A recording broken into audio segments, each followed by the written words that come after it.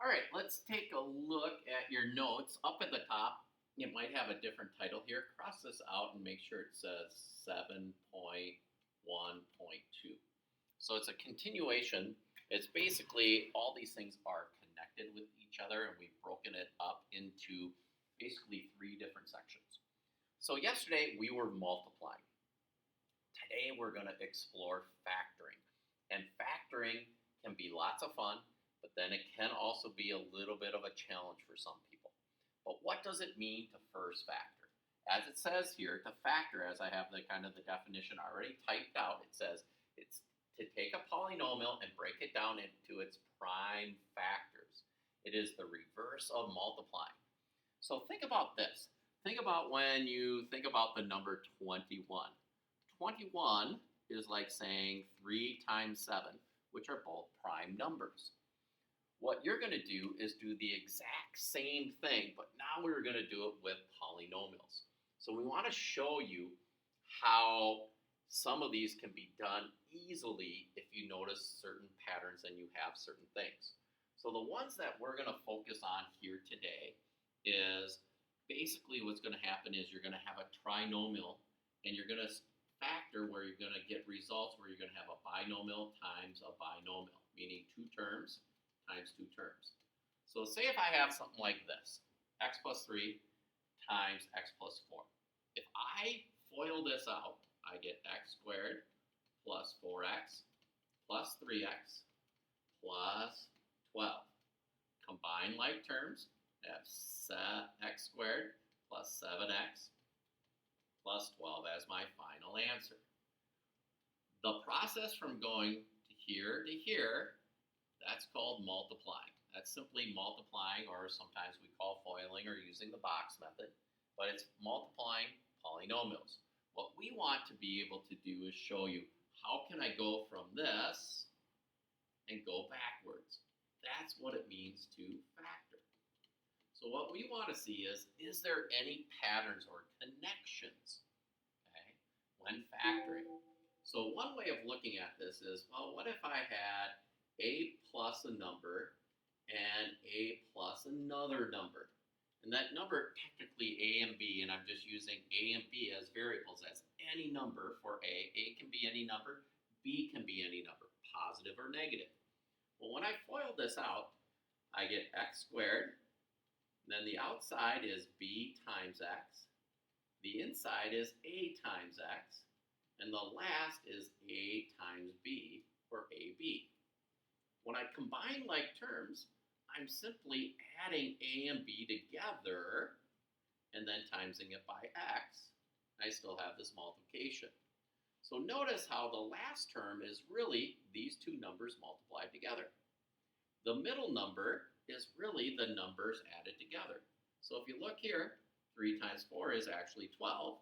3 plus 4 is actually 7. Now this pattern works.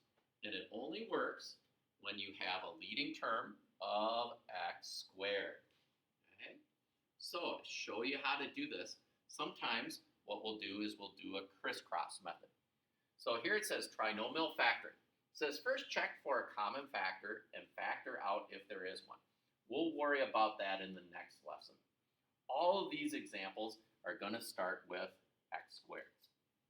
When they start with x squared, what you need to do is find factors that would multiply out, okay, to form your polynomial. So what I think about it as, just like the example I just did here by accident here, what I like to think about it is I'm trying to think of two numbers that add to 7, but that multiply to 12. So I put the middle number here, I put the last number down here. So I've got to think of two numbers that add to 7 but multiply to 12. As you saw in the example, that's 3 and 4. So I can write this simply as x plus 3 and x plus 4. So what happens is these problems, in essence, become like a puzzle. So, and what makes them a little more challenging is you got to watch the signs. So like if I look at number 2, okay, I got to think about them adding to -10. But they have to multiply to positive 9. Well, multiples of 9 are just 1 and 9 and 3 and 3. The two that add up to 10 is 1 and 9, but I really need it to be negative 10. So if I make them both negative, a negative times a negative makes it positive. So this is where you got to watch your signs. So I get x minus 1, x minus 9. And I got that one done. All right, let's continue to kind of play this game.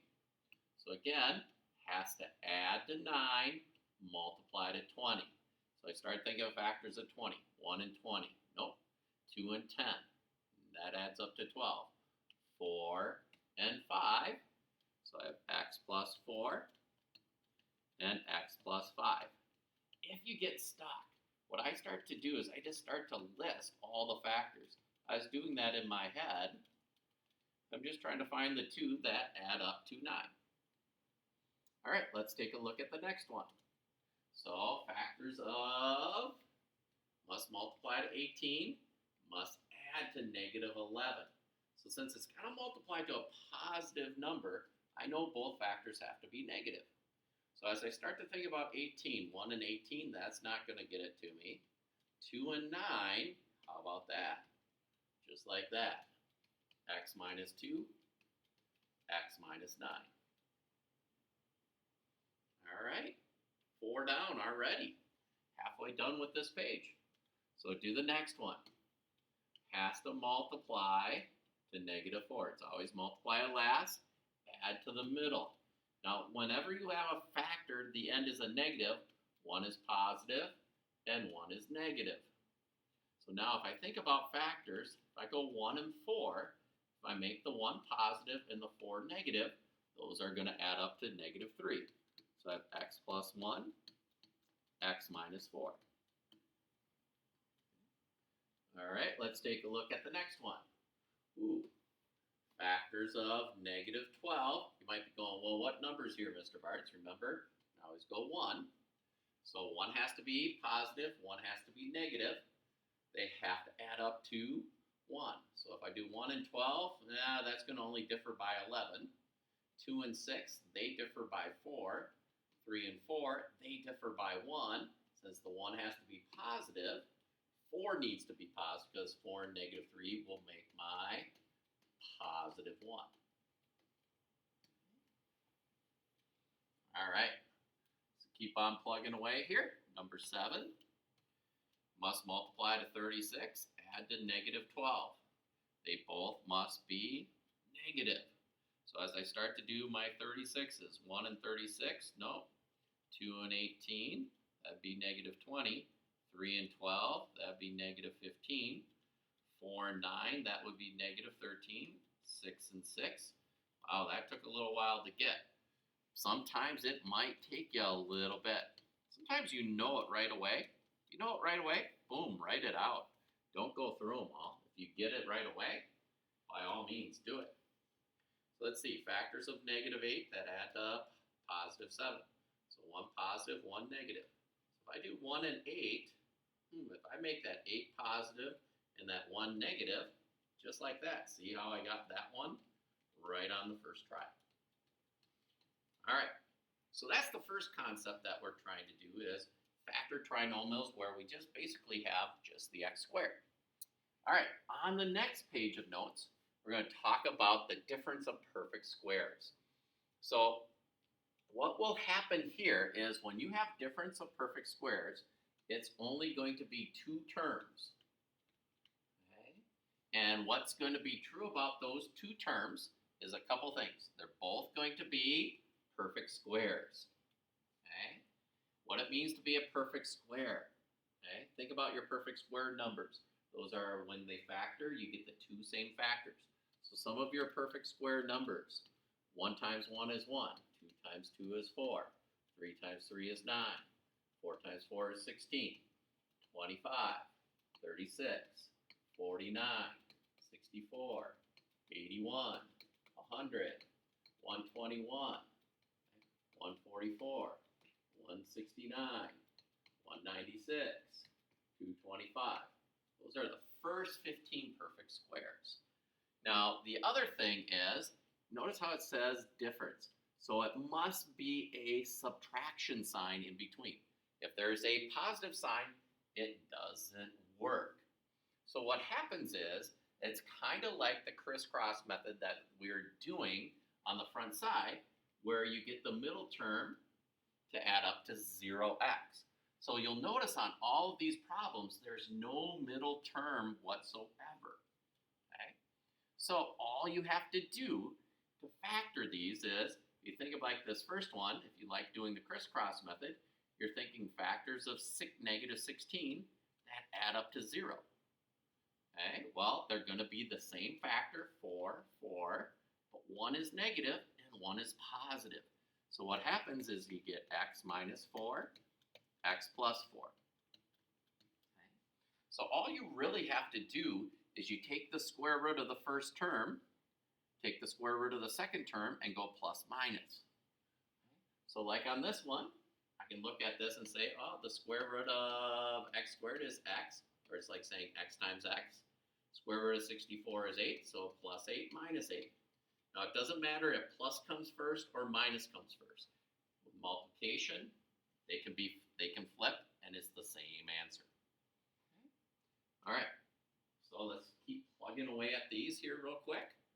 Okay, so number 3 here, we have x and x. Square root of 1 is 1, so plus 1 minus 1.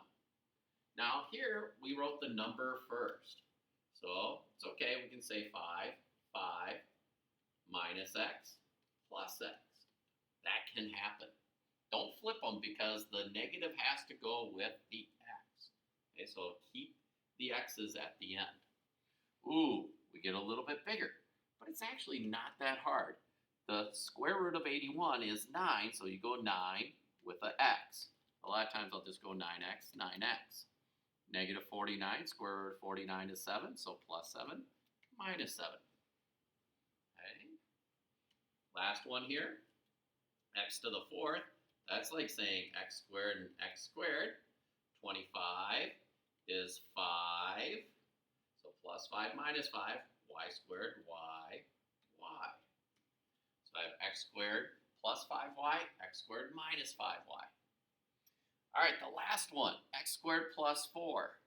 This one is no solution. I really don't want to even say no solution. It can't be done. The reason why it can't be factored, maybe I'll write it like that, can't be factored. And the reason why it can't be factored is because, remember, the sign must be negative. Okay? Notice how I have a plus there. Since I have a plus there, I cannot factor it. All right, that was a quick set of notes here today.